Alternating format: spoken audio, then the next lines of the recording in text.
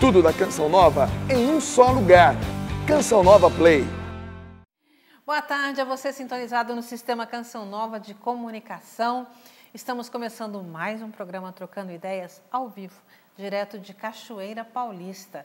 Hoje é a primeira semana aí do mês de agosto, mês das vocações, e nós aqui, firme e forte na nossa vocação de anunciar o Evangelho. E ai de nós se não anunciarmos. Eu quero convidar você já a participar conosco aqui do programa, através do e-mail trocandoideias@cançãonova.com, pelo Facebook, então está lá no Facebook /Trocando Ideias, também pelo telefone no 12 31 86 2600, que também funciona como WhatsApp. Tanto você pode ligar, como você pode mandar mensagem no 31 86 2600. E ainda por carta, Caixa Postal 57, CEP 12.630 000, Cachoeira Paulista, São Paulo. Nós estamos aqui para ajudá-lo naquilo que são as suas necessidades, naquilo que você gostaria de aprofundar na fé, de saber algo a mais. Nós estamos aqui para isso, tá certo? Então, participe conosco. Venha aí através da maneira que você escolher, nós estamos aqui à disposição. Bem-vinda, Luzia. Eu que agradeço e fico feliz também do seu retorno. Estava em período de descanso, né? Muito bom, né? E necessário. Quero desejar a paz a todos, especialmente para toda a região de São José dos Campos, aqui no estado de São Paulo, Brasil, porque nós vamos inaugurar agora na próxima sexta-feira, em São José dos Campos, mais uma FM. Então, o nosso abraço, querido, a nossa gratidão a todo o povo dessa região aqui do Vale do Paraíba. E quero mandar um grande abraço também para o Damião e a sua esposa em Belém do Pará. Olha! A gente vai ali, né? E vai também por esse sul do nosso Brasil, por todos os lugares, porque a Canção Nova é muito amada, é muito querida. Então, nós temos que agradecer, assim, por toda a audiência, mas também por todas as orações, Carla. Por nós e pela confiança no nosso trabalho. Muito obrigada. Um abraço. Que bom, obrigada, Luzia. Professor, bem-vindo. Amém, uma alegria de novo. Com a graça de Deus, podemos estar aqui, né? É verdade. Professor, apesar de ser professor, Júlio não teve férias, né, professor? Estava aqui mais firme e forte. Mais ou menos. A gente vai fazendo umas férias aí diferentes. Vai descansando, carregando pedra, porque a gente é assim. Mas graças a Deus. Então, estamos todos aqui de volta. Eu também quero aproveitar e agradecer as pessoas que nesses dias que eu estive fora entraram em contato, sentindo sua falta. Onde está você? Manda um abraço para mim. Então tá aí, né? Eu quero mandar um abraço pro Pinguim, que esses dias esteve lá em casa, que é um serralheiro aqui de Cachoeira. Ele falou assim: olha, eu te assisto toda terça-feira. Você está fazendo falta. Então tá aí, Pinguim. Um abraço para você e todas as pessoas que nos acompanham realmente, que são fiéis aqui no Trocando Ideias e que nos ajudam, como disse a Luzia, não só financeiramente, mas também em oração, para que nós possamos ser fiéis também na nossa vocação aqui de anunciar o reino, tá certo? Nós já vamos começar aqui o nosso Trocando Ideias com as perguntas que já estavam por aqui, enquanto a sua não chega, tá? Porque se você quiser já mandar uma pergunta online, pode mandar que eu eu faço aqui para os nossos convidados. Professor, aqui, de que maneira a igreja pode ajudar seus fiéis que sofrem com a depressão e síndrome do pânico? Os nossos sacerdotes são instruídos para atendê-los? Eu não sei, é difícil dizer, porque a depressão, mais do que um problema religioso, é um problema de saúde, um problema de psicologia, de psiquiatria, né? Claro que eu penso que todo sacerdote procura acolher essas pessoas, né? Com carinho, com amizade, né? Agora, o que a igreja pode oferecer? A igreja, há um tempo atrás, o Vaticano fez um simpósio sobre a depressão. Acho que ainda na época do Papa João Paulo II, ou Bento XVI. E qual é a conclusão que chegou? Chegaram que a maior ajuda que um deprimido pode receber é da família. Porque a família está ali junto com a pessoa, então tem que acolher a pessoa, tem que, né, assistir a pessoa nas dificuldades dela, nas horas de crise, levar ao médico, levar ao psiquiatra, acompanhar a medicação. E eu penso que a igreja pode rezar pela pessoa, né? Também dar essa acolhida, né? Eu acho isso muito importante, né? Nos ambientes de igreja, de comunidade, de paróquia, acolher a pessoa, rezar pela pessoa, ajudar. Agora, é fundamental um tratamento, né? Acompanhar o tratamento dessa pessoa, a família acompanhar isso, né? E é preciso dizer aqui que a depressão tem cura, né? Quantas pessoas eu já vi em depressão que fizeram tratamento, fizeram um acompanhamento e saíram da depressão. Né? Porque, às vezes, se ela não tem cura, ela tem as crises, né? E ela estaciona, ela fica ali. O importante que eu acho também, professor, né, nessa situação, é isso que o senhor falou, a gente tem sempre que levar em consideração isso. A depressão não é falta de Deus, né? Não é má vontade, não é preguiça, ela é uma doença. É doença. Assim como a síndrome do pânico. Então, ela precisa ser tratada. Sem dúvida. Né? Ótimo, um atendimento, né, religioso, né, um atendimento de oração, ajuda e muito. Mas, acima de tudo, a família, quando está ali perto, né, quem não passou, não teve isso na família, ou não conviveu com alguém, sabe a importância de que quem convive com o depressivo, de acolhê-lo naquilo que ele está vivendo, né? E não falar assim, isso é frescura, isso daí, né, é preguiça, isso aqui está...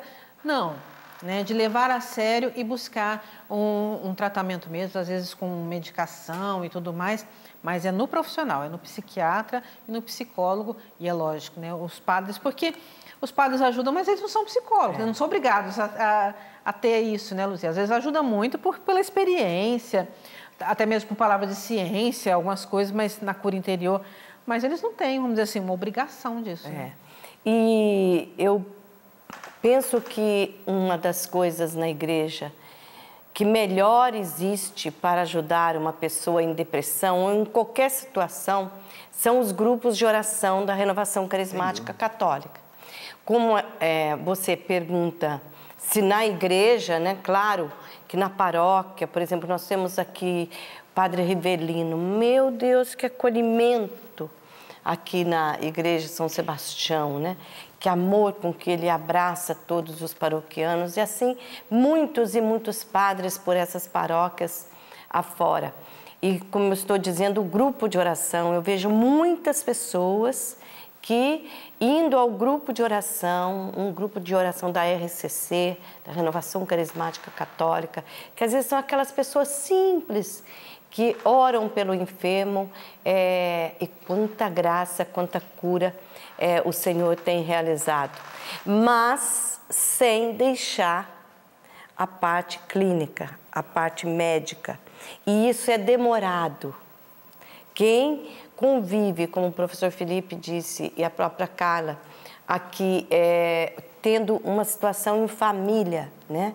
Ou seja, o próprio enfermo, ele precisa saber que ao longo da sua vida ele vai precisar recorrer ao médico assim que for necessário, quando começam os sintomas. Porque muitas pessoas, né? Não vou dizer muitas, mas talvez alguém pense assim, agora eu estou bem, eu não vou tomar mais os meus remédios. Aí se automedica, tira os medicamentos, né? E quando vê, está novamente com as crises ou já com os sintomas. Então, regularmente é necessário buscar um psiquiatra, às vezes até um neurologista, né?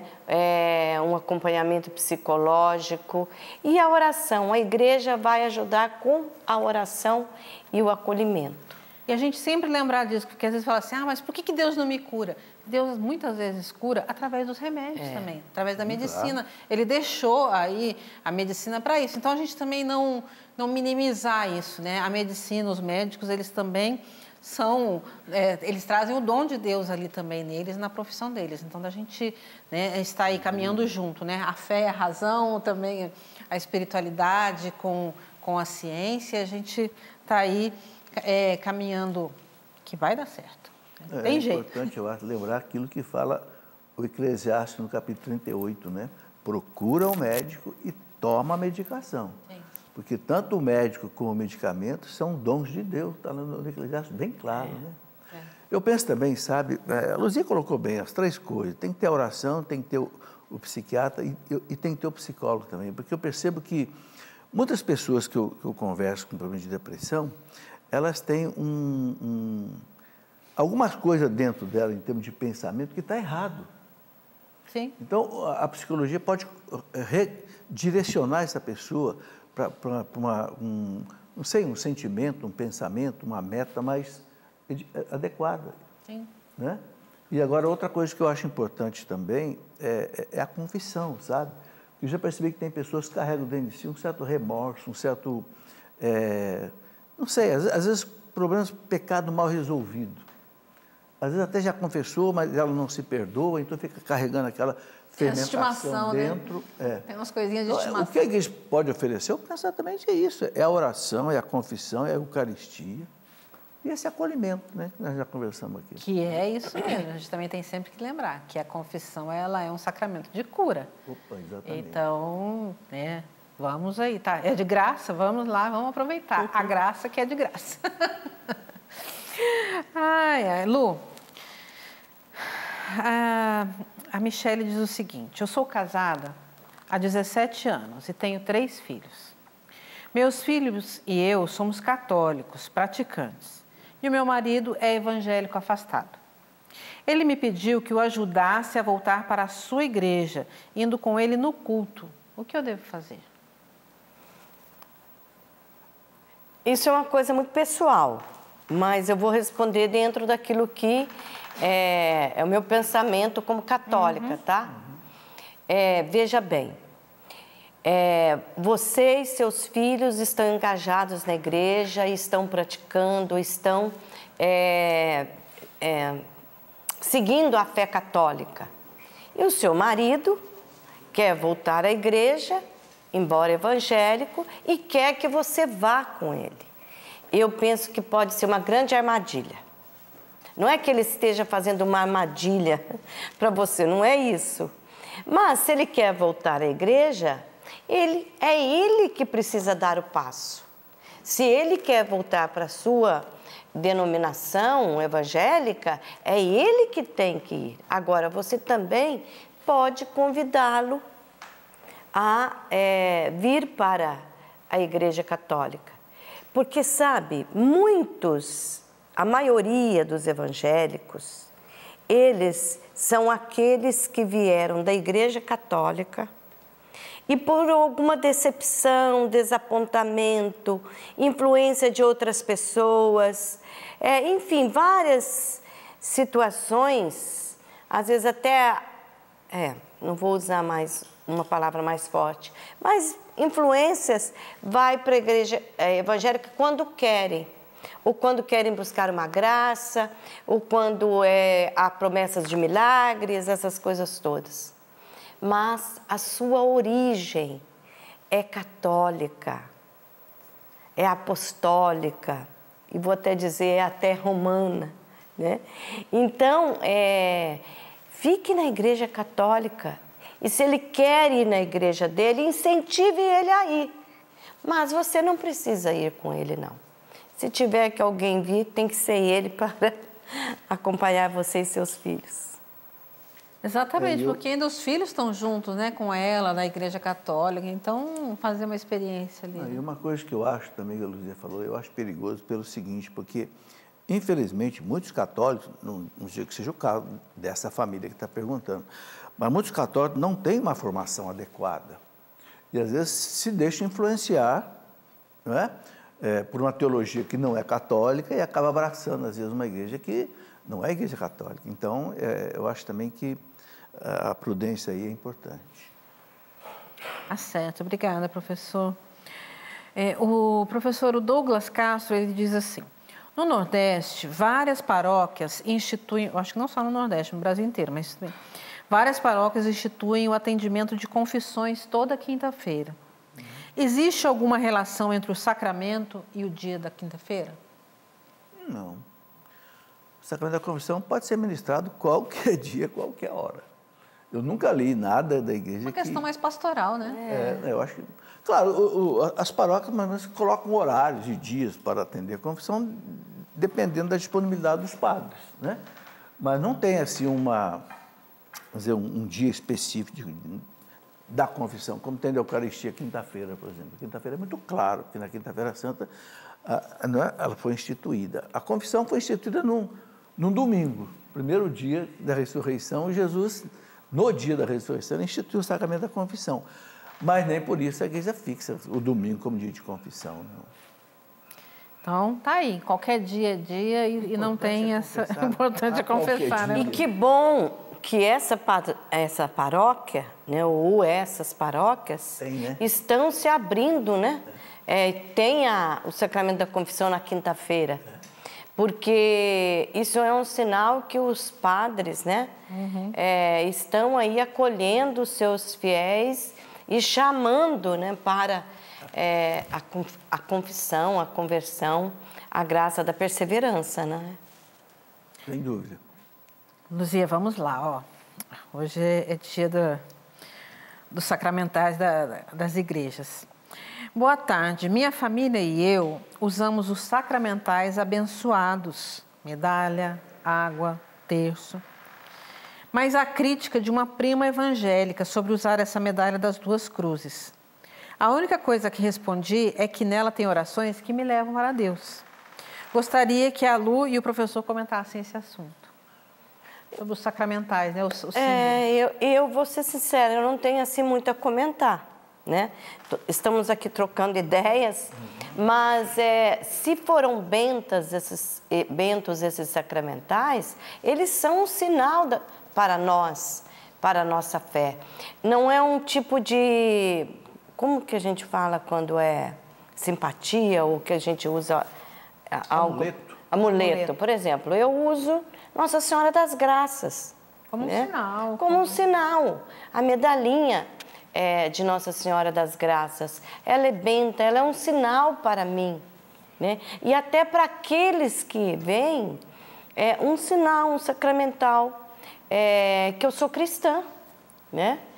E isso não vai, vamos dizer assim, trazer como você disse, um amuleto, que dá sorte. Ou proteção. Exato, né? Se eu tirar isso daqui, né?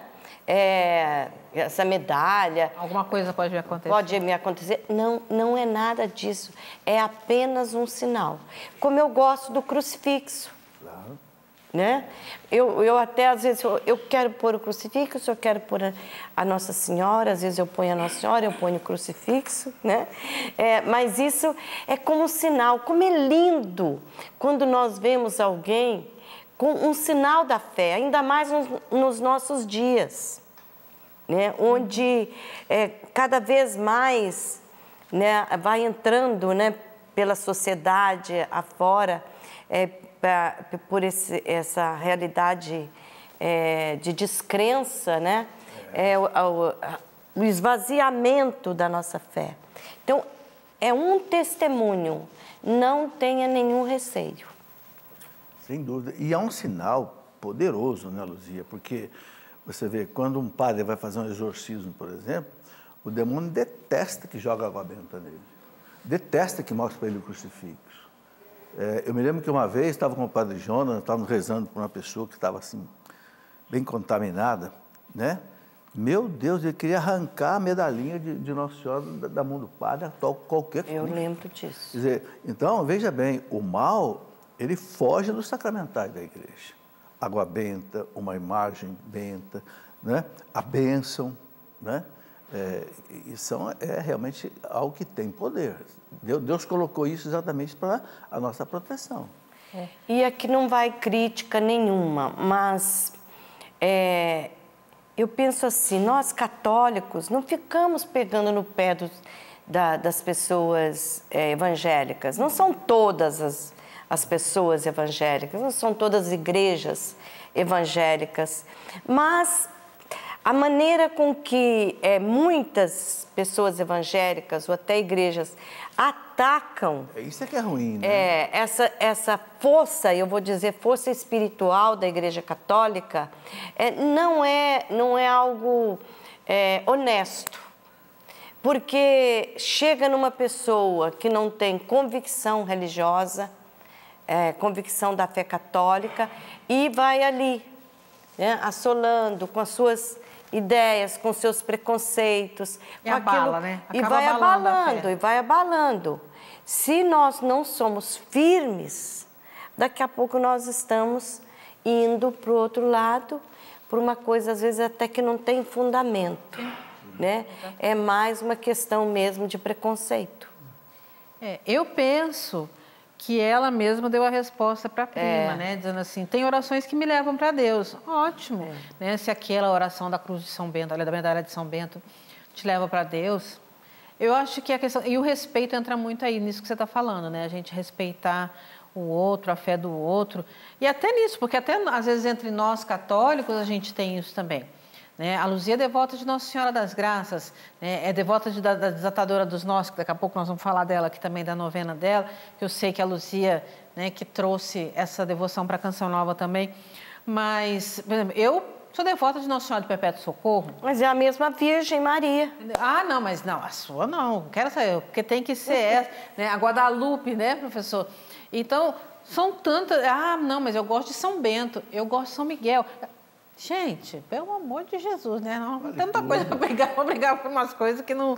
Então, da gente ir respeitando e não se importar com o que os outros dizem. Realmente, a nossa fé permite, então vamos viver isso de uma maneira mais tranquila. E é interessante dizer que, sabe, quando houve a grande crise, lá por volta do ano 780, a chamada heresia do iconoclasmo, né? Que era quebrar as imagens, né? Porque os judeus e os islâmicos, eles não têm imagem.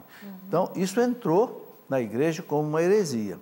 Então, lá em Constantinopla, houve aquela crise tremenda, que demorou mais de um século para ser resolvida, né? Que queriam acabar com todas as imagens. Então, a igreja reuniu o concílio de Nicéia II, no ano de 787, e o concílio colocou bem claro, o catecismo de trás, né? As imagens são boas, devem ser colocadas nas paredes, nas vestes litúrgicas, nas ruas. Por isso a gente encontra muita imagem na rua de cidades mais antigas, como Roma, por exemplo, né? Então, é uma coisa aprovada pela igreja. Outra coisa que eu gostaria de dizer, né? Uma vez, eu tive, uma das vezes que eu fui a Roma, eu tive numa daquelas catacumbas antigas, do primeiro e segundo século, né?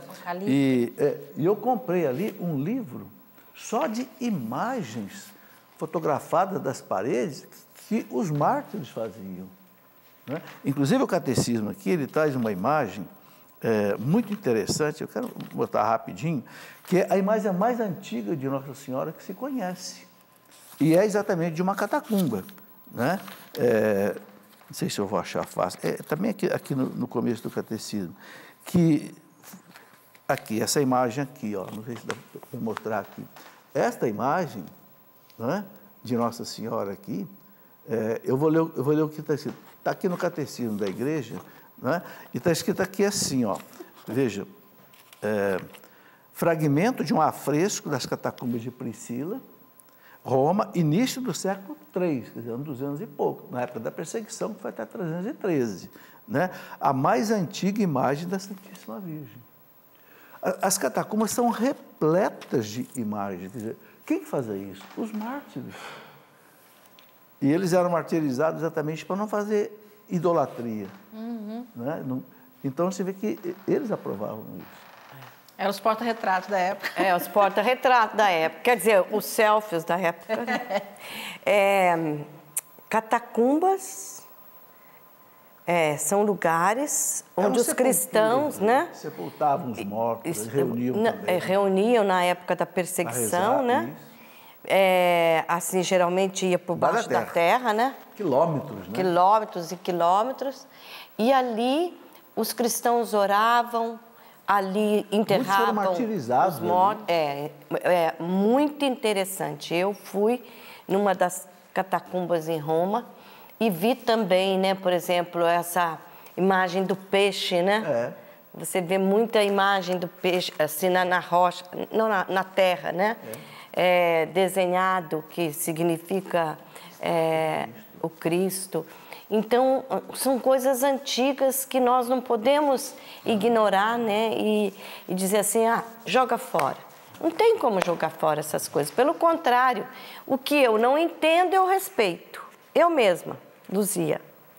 Tem umas coisas assim que eu fico pensando, como que seria isso. Mas Nossa Senhora também não entendia tanta coisa, né? Guardava as coisas no coração. Aí eu fico que fique aqui e que eu entregue a Deus o que eu não entendo da minha fé. Porque fé é exatamente isso. É aquilo que a gente não vê, né? Mas um dia nós contemplaremos assim, a céu aberto, né? Como hoje, né? Dia da Transfiguração. Hoje eu estava lembrando ontem, hoje, numa reunião que a gente está tendo aqui com o diácono Nelson, que nos começos nossos da comunidade a gente usava muito uma frase da Madre Basileia Schlink, né? Muito. Meu Deus, eu não te entendo, mas mesmo assim confio em ti, né? E a gente ainda dizia, a gente brincava assim, meu Deus, eu não te entendo, e mesmo assim eu não te entendo. Mas vamos para frente. Mas é isso, né? Então, às vezes, a gente não entende, mas é melhor ficar com a igreja, né? Você falou uma frase importantíssima. Às vezes a gente não entende, mas é melhor ficar com a Igreja Católica. É melhor. Por quê? Porque ela foi fundada por nosso Senhor Jesus Cristo, é a Igreja do Senhor. Sim, né? E as coisas de Deus a gente não entende mesmo. Santo Agostinho dizia, Deus não é para ser entendido, é para ser adorado. Ele fala, se você entendesse Deus, o Deus que você entendeu é um Deus falso. Não é, o verdadeiro não dá para entender. Não cabe na cabeça da gente aquilo que é infinito, né?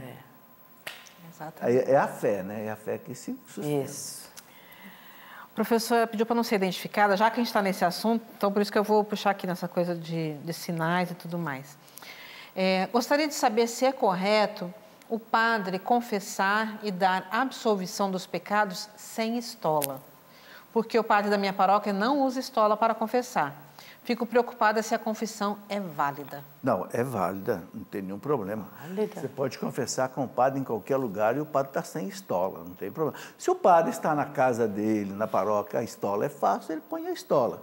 Mas não a confissão é válida, né? Você pode confessar com um padre viajando num ônibus, eu já confessei até num avião, e o padre não estava de estola ali. É válido assim, não tem problema não. Tá certo, então. O problema o negócio é confessar, não deixar para trás. Vamos que vamos. Lu, ela também pediu para não ser identificada, ela diz assim, boa tarde, é válido para a igreja um casamento que já dura 32 anos, com muito amor entre o casal, mas nunca houve relação sexual, por motivo de um dos cônjuges ter problemas psicológicos sexuais. Na infância, a pessoa sofreu abuso. Então, nunca tiveram. Vivem juntos, vivem bem, mas nunca tiveram relação sexual. É válido? Eu não vou dizer que é válido ou não é válido, mas para mim é válido. Porque é uma experiência a dois, né? É uma experiência que só o casal sabe. Então, quem vai julgar? Né? Se aí existe amor, se existe... O que ela disse?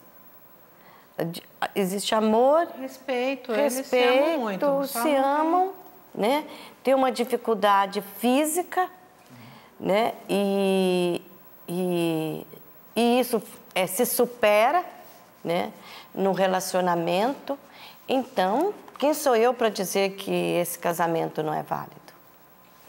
E quando a igreja celebra um casamento, em princípio ele é válido. Se um deles entrasse no tribunal eclesiástico, colocando essa causa aí, poderia até o tribunal estudar a questão, mas se eles não colocam, em princípio o casamento é válido. Exatamente. Mesmo sem a questão da consumação. Porque o problema é o seguinte, quando é que a igreja não celebra um casamento, um matrimônio? Quando, por exemplo, isso está no Código de Direito Canônico, quando um dos dois tem uma dificuldade invencível, irreversível para praticar o ato sexual. Mas não é de fundo psicológico, é de fundo físico. E é o médico que atesta, não é o bispo nem nada. Aí a igreja nem celebra o casamento, né? Mas problemas, por exemplo, de psicológico e tal, não é o caso aí, entende? Então, se vivem bem, louvado seja Deus, né? Se amam, isso é bem importante também, né? Então, vamos lá, continuamos aqui nas nossas perguntas. Professor, a pessoa não se identificou. Ela diz assim: o ato sexual une as almas do marido e da mulher. E no caso de fornicação, também existe essa união? Une, né? Só que é uma união ilícita. Né? Uma união pecaminosa, uma união que ofende a Deus. A união do marido e mulher é uma coisa que agrada a Deus, está dentro do matrimônio. A outra união, São Paulo fala, não sabeis, né? Que sereis uma só carne, né? Pelo ato sexual. Agora, uma coisa é ser lícita, outra coisa é não ser lícita, né? Aí não, é pecaminosa, né? Porque uma só carne se dá no momento realmente ali, mas dentro do sacramento do matrimônio, claro, né? E é por isso que ele é bonito. Da legalidade, ele, né? Da liceidade, né? Tá certo, tá certo. Lu, durante as celebrações da missa ou em momentos de oração e adoração, tenho muita dificuldade em me manter o meu foco. Diversos pensamentos ocupam minha mente e atrapalham minhas orações. Estou sofrendo um ataque espiritual? Não. A sua cara, isso, né, Luzia? Não, cara. De maneira nenhuma. Pelo contrário. Quando vier alguma distração, foca de novo. Tem que ser assim. Quem não tem distrações, não é? Claro que a tentação, ela está como um leão buscando a quem devorar, rodando, né? Porém, nem tudo, gente, é tentação. São distrações, situação, às vezes é temperamento. Tem uma pessoa que tem mais facilidade de entrar na oração, de prestar mais atenção. Tem outra que já é mais distraída. Mas nem tudo é tentação. Agora, algo muito importante. Você percebeu que o seu pensamento está voando, né? Então, foca novamente. Foca e volta a prestar atenção. E a cara deu uma risada aqui, né? Por causa de mim. Não, porque você sempre falava isso, né? A gente sabe você me conhece bem, sim, né? todo o seu potencial de oração, porque quando você mergulha também mesmo. Mas quando está no meio do povo, é mais fácil porque você é mais ativa mesmo, né? Agora, é um treinamento, né, Luzia? É um treinamento. É um exercício que a gente tem que fazer. E penso assim, que quanto mais nós vamos aprofundando o nosso relacionamento com Deus, pela oração, pela palavra, pelo mistério do sacramento da penitência, da Eucaristia, mais nós vamos tendo vontade de participar, de mergulhar ali, né? No mistério, né? É tão bonito o que o Papa falou nesses dias sobre o sacramento, né, da Eucaristia, que a gente já sabe, mas a forma com que ele falou, ele dizia, né, que cada vez que você celebra a Eucaristia, me tocou, né? A gente já sabe, mas eu fiquei emocionada quando eu ouvi. É o próprio Cristo ali se entregando, né? E o sangue de Jesus, ele goteja mesmo naquela hora, é aquele sofrimento do martírio. Então eu entro naquela realidade porque o sacramento se torna presente, né? Ele realiza-se naquela hora. Então, quanto mais nós tivermos essa dimensão, né? Essa consciência de que nós estamos ali na hora do Calvário, menos nós vamos ser tentados a nos distrair. E o que eu acho que também a gente precisa ter sempre claro para nós é isso, que às vezes a gente dá muito crédito para o demônio, né? E ele não está com essa bola toda assim também, não é bem assim. E que algo que é impenetrável ao demônio são os nossos pensamentos, né? O demônio não tem acesso aos nossos pensamentos. Então, a gente também tem que levar... E esse exercício, né? Eu não sei quem que uma vez também falou para mim que para manter mais o foco, então às vezes ficava rezando o terço. Porque pelo menos você fica ali, você está meditando. Então, tem que descobrir a melhor maneira, né, de estar assim. Agora, ficar achando que sempre que é um combate espiritual, nem sempre é mesmo. Né? Eu queria aproveitar para sugerir o seguinte: a quarta parte do catecismo é todo ele sobre a oração. É lindo, lindo, lindo. E, assim, muito centrado no Pai Nosso. E aqui é muito bom, porque, na verdade, é um verdadeiro compêndio sobre a oração. Ele explica o que é a oração mental, a oração vocal, né? Ele explica a oração na liturgia, explica tudo. E coloca uma coisa muito interessante, né? Ele fala do combate da oração. Ele fala, a oração é um combate. Um combate contra o demônio que quer te desviar, um combate contra você mesmo com seus problemas. Então, como você vencer tudo isso? Primeiro, quando for rezar, não entra direto na oração. Não, primeiro pede a Deus a graça para rezar bem. Se coloca na presença de Deus, né? Deus está dentro de nós. Às vezes, Deus está em nós, mas nós não estamos em Deus. Né? Então, se coloca em Deus. Os mestres de oração, como Santa Teresa d'Ávila, São Francisco de Sales, colocam isso. Né?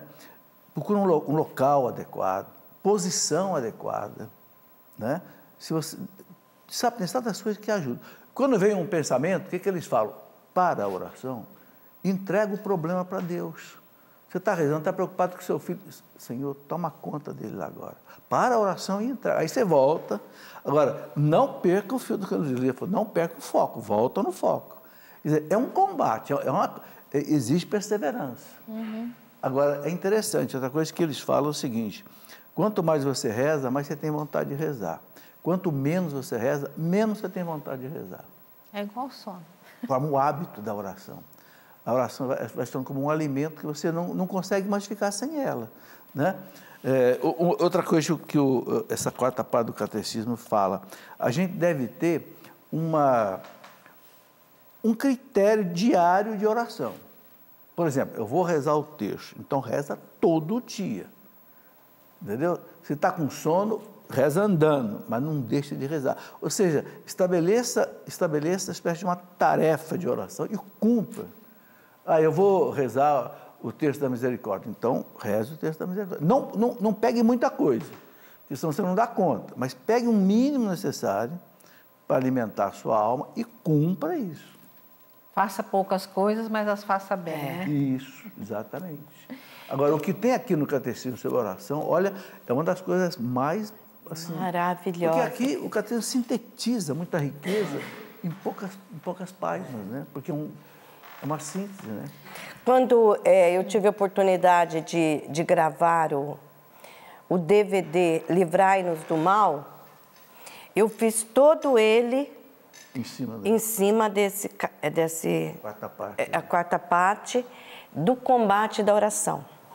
Então, todo o texto, tudo que eu orei ali, toda a produção, eu fiz questão de tomar dessa parte do Novo Catecismo, porque eu sentia assim, que eu precisava não fazer algo da cabeça da Luzia, pegar coisas bonitas, né?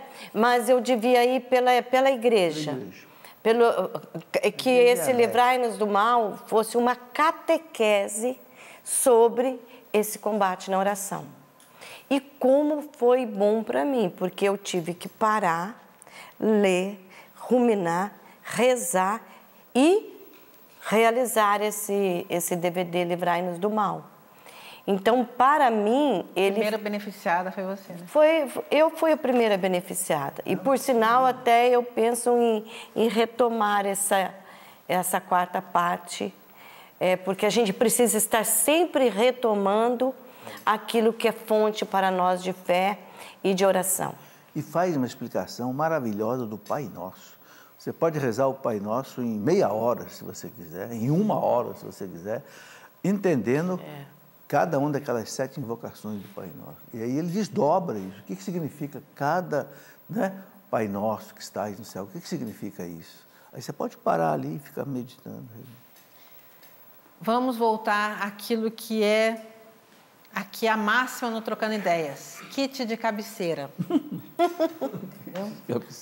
Kit de Gostei, cabeceira, gente. É a Bíblia e o Catecismo. Não pode faltar em nenhuma casa. Não pode. Todo mundo tem que ter acesso e tem que estudar. A nossa fé é maravilhosa, a nossa igreja. E nós temos aí, ó, a faca e o queijo na mão. Você não tem? 12 31 86 2600, a nossa loja, aí no nosso call center, na nossa loja virtual, também pelo WhatsApp, ou aí na sua cidade, onde você... Mas não fique sem a Bíblia Sagrada e o Catecismo da Igreja Católica. Porque todas essas perguntas, vocês viram aqui, que a gente repete, trepete, quatrepete aqui no Trocando Ideias, estão ali no Catecismo da Igreja Católica e na Palavra de Deus. Então, vale a pena. Cara, uma coisa muito interessante. Dica, na história nossa aqui da Canção Nova, né, isso eu agradeço muito ao Padre Jonas.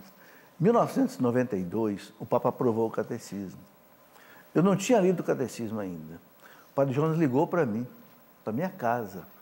Felipe, eu quero que você, assim mesmo, quero que você dê o Catecismo pela igreja todo dia, meia hora depois do terço. Eu digo, padre, eu nem li o Catecismo ainda. E eu não tenho condição de ir na Canção Nova todo dia, porque eu era diretor lá da faculdade, e diz, não tem problema, eu vou deixar um gravador na sua casa. Foi? Pegou um gravador dueto lá, aquelas fitinhas... Cassete mini, né? Aí, olha, eu gravei 360 programas. Passou um ano inteiro na rádio. Aí o padre disse, repita. A rádio não tinha televisão ainda, né? Repetiu. Depois chegou a televisão, o padre disse, agora você vai fazer na televisão. Aquelas fitas VHS grandona, né? 1 ano eu fiz o programa. E olha, e hoje o que eu faço com os pré-discípulos e discípulos lá? Dou o Catecismo da Igreja Católica. E assim vai a escola da fé. O padre Jonas estruturou realmente a formação aqui em cima do Catecismo. Em cima do Catecismo, que é a base da nossa fé, né? Então, tá aí. E ele fica contente quando ele escuta isso. Nossa, eu sei, já me falou, É garantia, né? É garantia da gente não ensinar nada errado. É celeiro. É assim, por isso que eu digo que é o kit. O Padre Jonas começou tudo nos ensinando o estudo da palavra, não é? A Bíblia no meu dia a dia, a Bíblia foi feita para você, foi escrita para você, ensinou a fazer o estudo bíblico.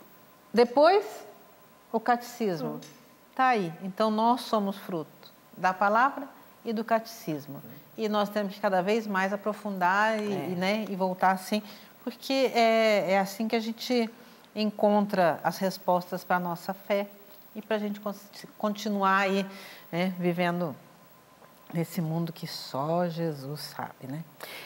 Eu quero convidar, hoje a gente falou muito a questão também já falou das doenças e tudo, então eu quero convidar vamos dizer assim, os profissionais e estudantes da área da saúde.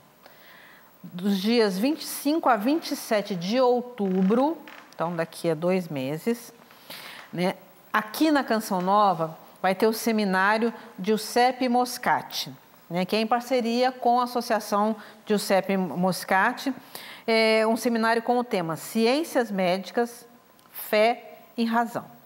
É um evento que é uma oportunidade ímpar, né, para os estudantes dessa área interessados na medicina, se aprofundarem na ciência médica à luz da doutrina católica. Então, durante a programação do evento, tem missa, confissão, direção espiritual e várias palestras. Então, precisa fazer inscrição. Então, os profissionais aí da área podem entrar em contato no 12 31 2600 ou no eventos.cançãonova.com e fazer a sua inscrição. Por que é isso? Para quem ainda nunca ouviu falar, né, por que é a Associação Giuseppe Moscati, por que é o seminário? Porque Giuseppe Moscati foi um médico, né, professor italiano, que viveu a sua vida ali também, não só na medicina, mas também transmitindo a fé. Tem um filme lindo, né? Filme lindo. Que é Moscati mesmo, que fala sobre conta a vida dele na guerra e também, né, o cuidado dele com os doentes, mas também na espiritualidade. Então, tá aí, de 25 a 27 de outubro, você, profissional ou estudante da área de saúde, venha participar aí desse Aí pode seminário. explicar qualquer área da saúde. Pode ser enfermagem, pode ser medicina, psicologia, toda, né? Então, psiquiatria. Tá Aberto a todos. aberto aí para os profissionais se aprofundarem mais na fé.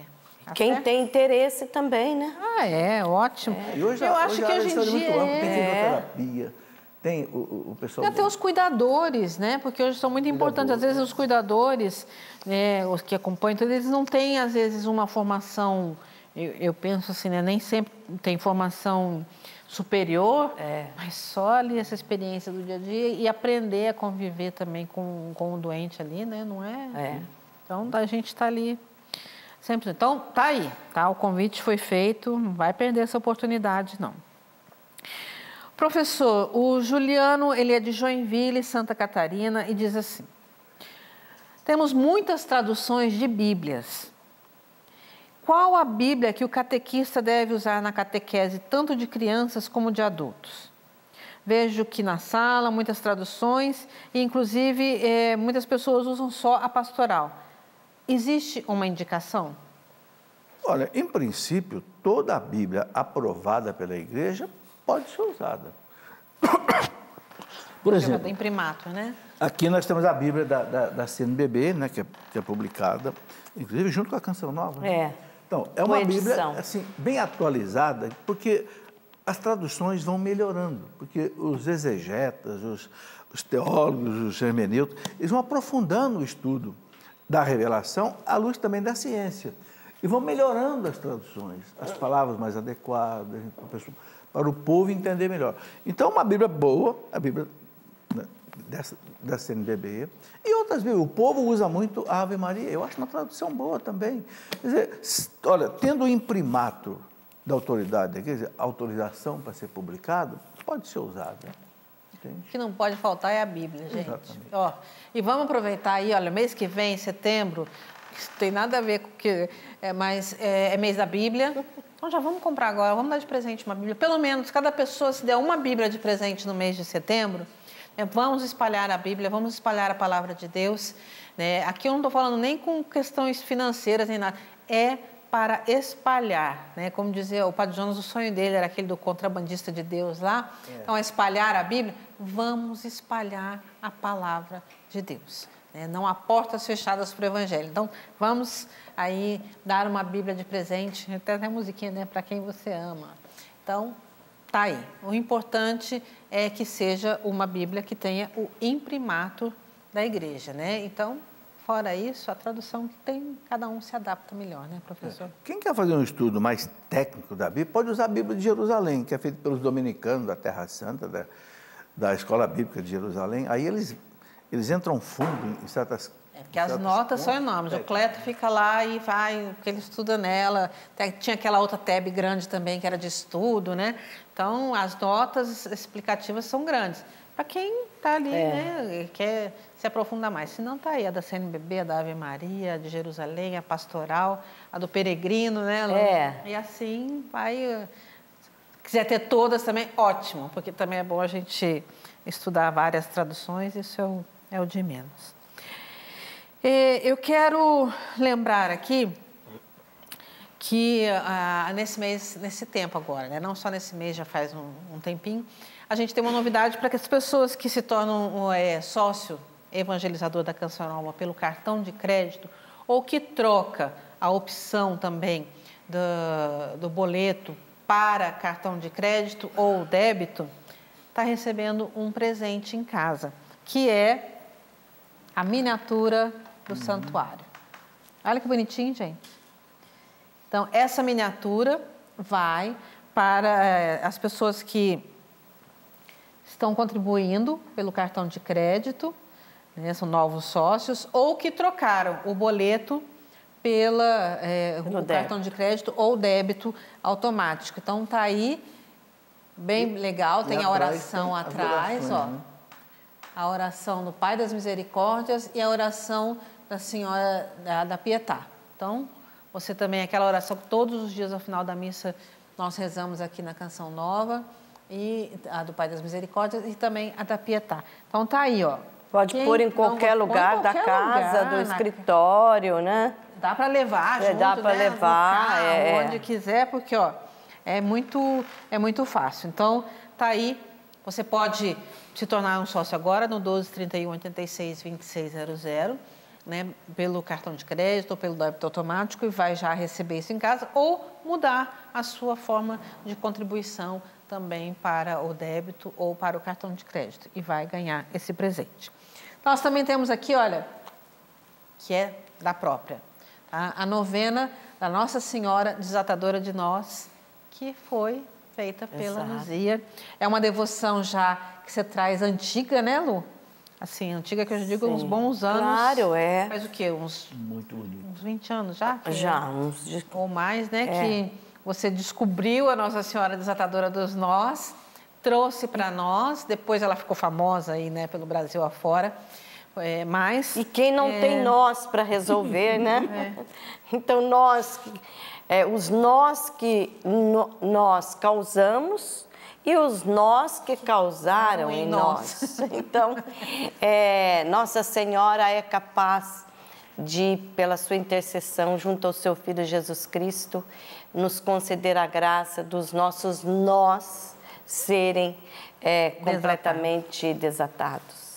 Então, tá aí, né? Você pode viver essa experiência, e então já pedindo o seu livro através do 12 31 86 2600, novena Nossa Senhora Desatadora dos Nós, ou também através do loja.cançãonova.com, né? Viver essa experiência de ver mesmo, né? Os nós desatados aí, porque são experiências fortíssimas e que vale a pena a gente investir, né, nesse desembarranhamento aí nosso, né? De tirar os nós todos que embaralham a nossa vida, que a gente foi criando ou criaram em nós ao longo dos anos. O senhor queria falar alguma coisa?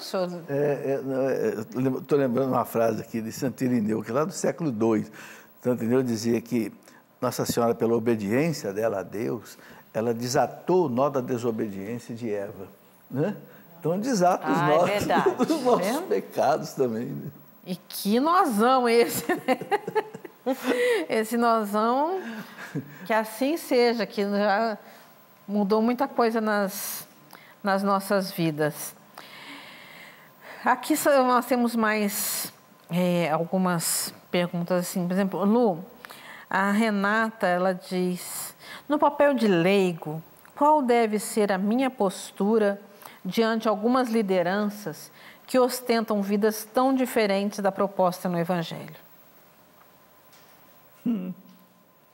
Não temos nada que fazer, temos que ser testemunhas, porque quanto mais eu vou me convertendo, né, para Cristo, para uma vida cristã autêntica, uma vida de testemunho, mais eu vou ser testemunho e sinal até para essas pessoas. Agora, se essas pessoas não se despertam, não tem como você obrigá-las a fazer. Né? Às vezes a gente se depara com cada situação e aquela pessoa é tão piedosa, tão piedosa, tão piedosa, que nós podemos pensar, puxa vida, esse é fingimento, né? Ela está fingindo, olha aí, o contra-testemunho, ou isso é hipocrisia, mas Deus vê o coração. Sim. Eu acho que a grande dificuldade nossa nesses tempos modernos que a gente vive, principalmente da comunicação mesmo online, né? Das redes sociais também, né? E tudo mais, é da gente julgar os outros, né? Não julgar, sem dúvida. Então, a gente acaba, em vez de viver a nossa vida, não estou dizendo que é o seu caso, né? É longe de mim isso. Mas a gente às vezes acaba olhando o outro e vai julgando e acaba pecando também, né? Então, hoje, a minha postura eu deposito na misericórdia de Deus. É problema da pessoa com Deus, entendeu? Se ele não está não tenho nada com isso. Eu tenho que viver a minha vida e fazer, e ele que vai prestar conta para Deus daquilo que está fazendo. Porque senão a gente vai se perdendo também, né? E perdendo a graça, porque está olhando para o outro. Né? Não julgar, Jesus manda. Cobrando do outro. Não julgar para não ser julgado. E sabe, Jesus, ele acolhia a todos. Ele acolhia a todos, né? Veja Zaqueu, veja Mateus, né? Então, porque isso é independente da questão só de ostentar financeiramente, mas do pecado. No Nossa, pecado. a pessoa não é digna de ir na igreja. Gente, quem sou eu? Ele não teria escolhido Judas porque ia traí-lo, né? Teria escolhido Maria Madalena. E uma outra coisa também, porque às vezes a gente fala assim, puxa, Jesus é Jesus. Mas convivendo com o Monsenhor Jonas, gente do céu, às vezes eu vejo o Padre Jonas abraçar situações, aí ele chega com aquele abraço assim. Aí eu falei, é assim que eu tenho que ser. Que a gente tem vontade de voar. Teria vontade de voar no pescoço, né? Mas é aquele acolhimento. Então, eu volto a dizer, eu penso que quanto mais a pessoa está transbordada do Senhor, né?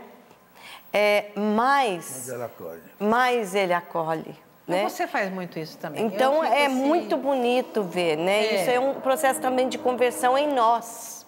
Que é necessário, é também um exercício, porque nem sempre, porque a pessoa não sabe ou não tem noção. Não, é porque quer ir além, né? Porque quer dar esse... Então, vamos lá, vamos fazer esse esforço de amar-nos uns aos outros. E rezar, né? Por essas pessoas. De rezarmos, de não julgarmos, de não falar mal dos outros. Vamos fazer essa experiência essa semana, da gente ser um pouquinho, olhar sempre o outro com um olhar de esperança mesmo e com esse acolhimento. Porque eu também digo, se fosse o Padre Jonas, não me escolheria. Entendeu? Não me escolheria. Então, não me escolheria. Então, tá aí.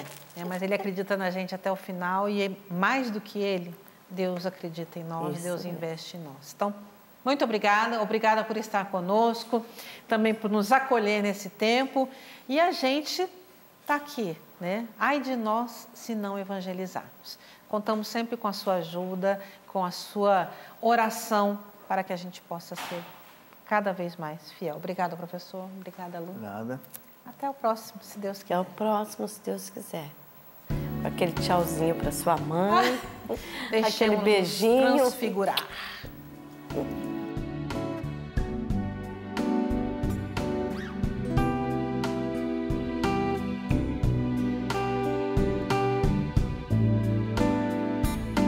Tudo da Canção Nova em um só lugar. Canção Nova Play.